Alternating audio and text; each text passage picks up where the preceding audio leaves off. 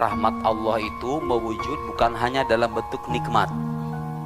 Cara terbaik melihat rahmat Allah secara luas itu tidak menatap rahmat itu terwujud semata-mata dengan nikmat dan karunia yang membahagiakan saja. Cucuran air mata pun hakikatnya rahmat kalau direspon dengan keimanan dan sikap yang tepat.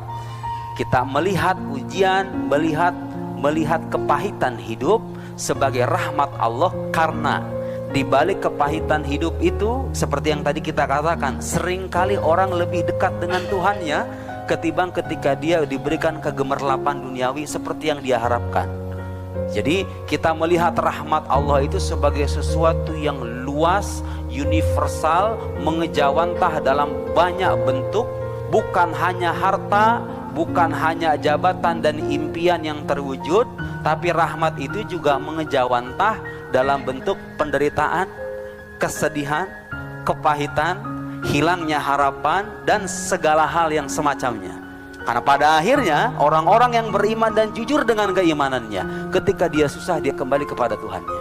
Ketika dia pahit, mengalami kepahitan hidup, dia kembali kepada Tuhannya, gelar sejadah, baca zikir, baca sholawat, baca Al-Quran, nikmat ibadah itu. Lihat Pak, iman itu bisa menjadikan kesengsaraan sebagai kebahagiaan.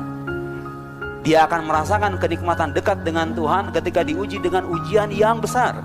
Ketika baca Al-Quran itu terasa sekali, terasa nikmat, terasa mendalam makna ayat Al-Quran itu ketika hati kita terhimpit.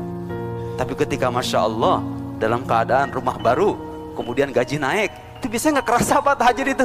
Ya nggak? Kecuali bagi orang-orang yang beriman, manakala nikmat datang dia tidak lupa, manakala kesengsaraan dia dapat dia pun tidak merasakan nestapa.